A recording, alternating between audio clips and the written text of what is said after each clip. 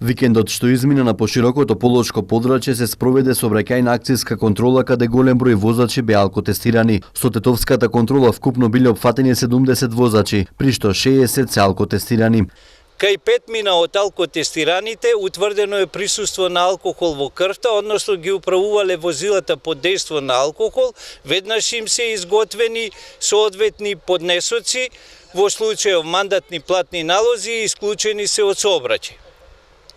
Покрај ова во тетовските контролни активности откриени се и 14 други видови прекршоци, најмногу поточно 8 управување без положен возачки испит и валидна дозвола за тоа, 2 некористење на сигурносен појас и така натаму.